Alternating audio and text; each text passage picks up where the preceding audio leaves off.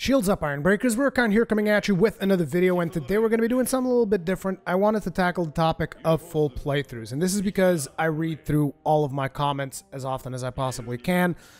Sometimes I might miss a couple of them, but most of the time I actually go through all of your comments. I can't reply to every single one of them, so I'm sorry if I didn't answer your specific question, but chances are I probably read it. But anyways, one of the things that I see come up quite a bit on the comment section is the topic of full playthroughs. Back when I started doing Monster Hunter World videos, people were asking me if I was going to be doing a full playthrough. Now that God of War is kind of just around the corner, people are asking me if I'm going to be doing a full playthrough of that. And the answer to both those questions is I don't see myself posting a full playthrough of anything in this channel in the foreseeable future. And there are some very specific reasons behind that, which I will get into in this video. But one of the main things is that I basically don't know how to include them in the channel anymore. And I'm not talking about from a technical standpoint. It's fairly easy to record, do commentary, edit, and then post it on YouTube. It's not particularly hard. And as a matter of fact, I've done a lot of them in the past. And probably a lot of you guys are here because of my playthroughs of the Soul series. But the thing is, back then, I can't help but feel that YouTube was in a very different place.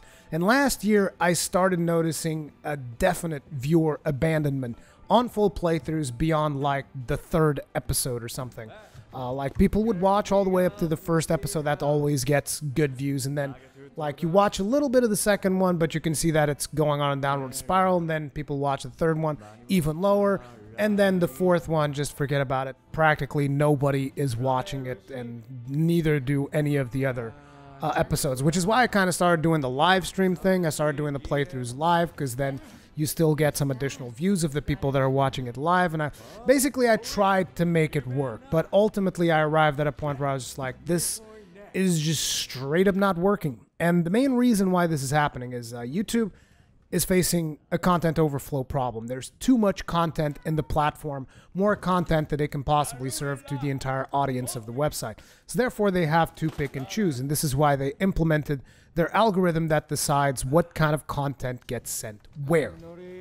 And this is that controversial video that a lot of people have been talking about, which was posted either a couple of weeks ago or something like that, where they said, oh yeah, we don't send your video to all of your subscribers because that would be spam. We send the video to a subset, and then if those people watch it, we send it to some more, and so on and so forth.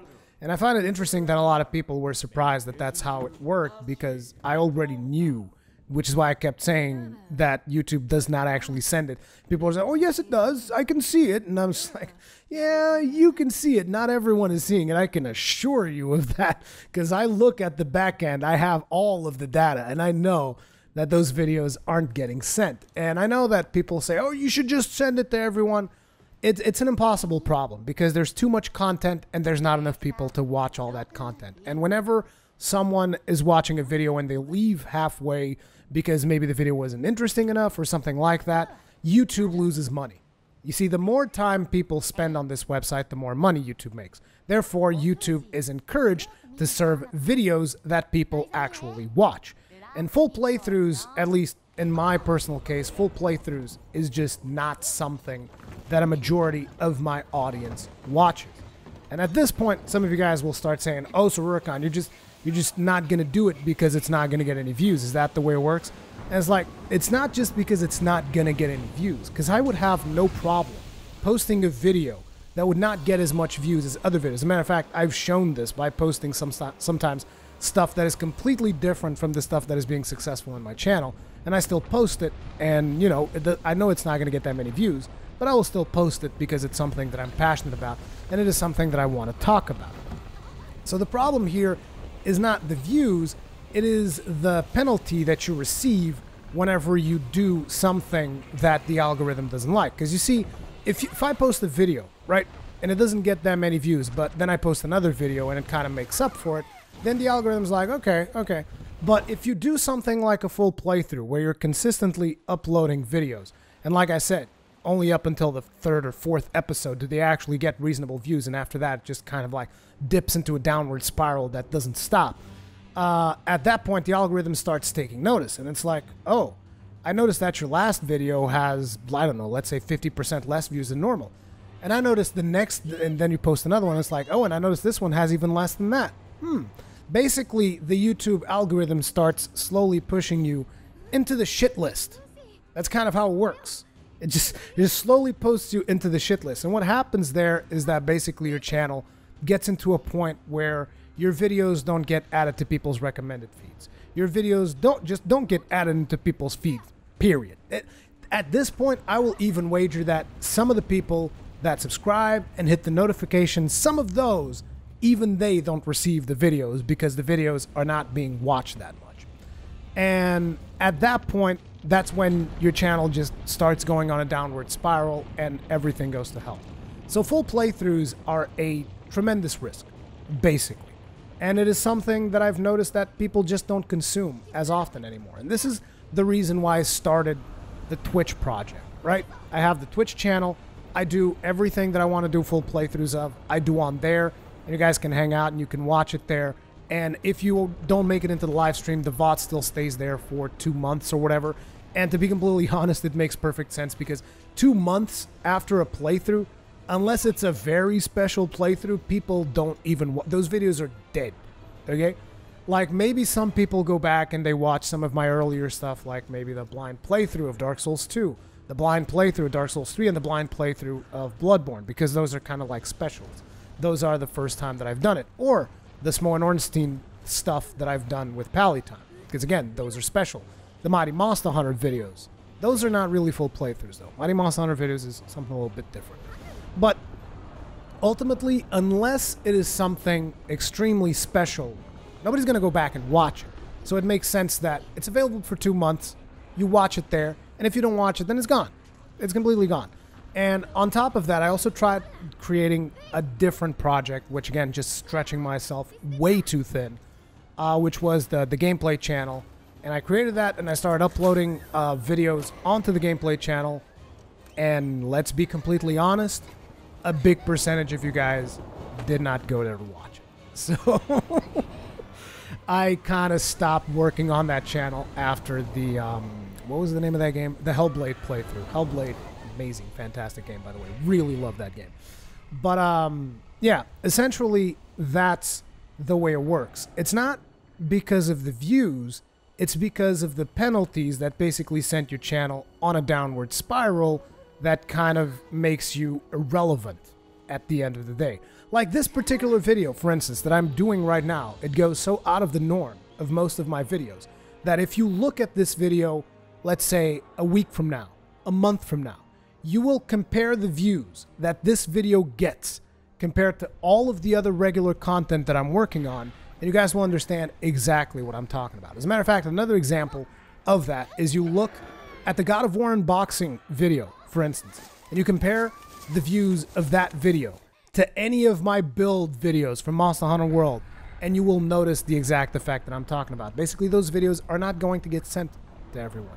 And even if they do get sent, a lot of people are not going to watch them because they're interested in the build videos, not necessarily in those.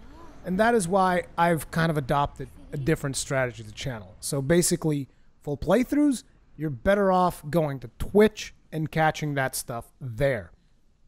Now, I don't think that YouTube's algorithm is the best thing ever, but I do think that YouTube has a problem that they are trying to solve. And ultimately, that algorithm, what it does is it actually kills a lot of the creativity that creators can have. Because it's like, if you try to take a chance on something that is different, your channel basically does not have enough of a trusted rating that it is going to propel that video into getting into recommended feeds and all that stuff. Like, to give you guys an idea, one of the reasons why Monster Hunter World worked on my channel is because I've done extensive coverage of Monster Hunter previously, whether that's in the form of Let's Plays, of me playing the older games, or any of that stuff, or me just talking about Monster Hunter. My channel had a certain trusted rating when it came to the Monster Hunter term before the game actually came out. And that is why Monster Hunter worked on my channel, because I had done a bit of a groundwork. Because like I said, I've been waiting to play that game for longer than that game has been in development. But ultimately, I guess I'm rambling on a little bit here, but this is kind of what I had to say on the topic of full playthroughs. I would love to do them, but the penalty is far too heavy for me to do them. And at this point is when people are going to start saying Rurikhan's just doing it for the views or for the money or whatever other thing that you want to say. And it's like, look, I understand that a lot of people want to get their entertainment on YouTube. You want to get your entertainment for free, and I'm totally down for that. As a matter of fact, if you guys notice, I've had a Patreon in the past. I don't have it right now. I canceled that out when I got a job with broadband, and then I never really brought it back up when I wasn't working there anymore. And the thing is, this hobby, this thing where people are creating content for all of you guys to consume, this is an extremely expensive hobby, so to speak. Like the hardware that you need in order to render videos in a passable time, the hardware that you need in order to run the video games that we are playing, whether it's a console video game or PC gaming. Dude, if it's a PC, then it's even more ridiculous in terms of cost and how much it costs you to actually have the hardware in order to run games, as well as having like a dedicated streaming machine, as well as having recording equipment and cameras and all this stuff. This is all a very expensive hobby. But even more so than the monetary investment that we put into this, let me tell you something. I've been doing this for over 10 years. That is a decade.